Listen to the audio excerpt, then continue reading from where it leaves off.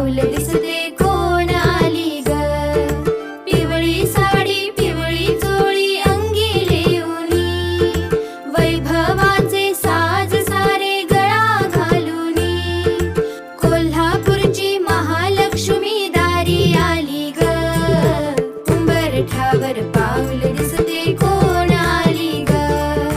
उंबरठ्यावर पाऊल दिसते कोण आली ग.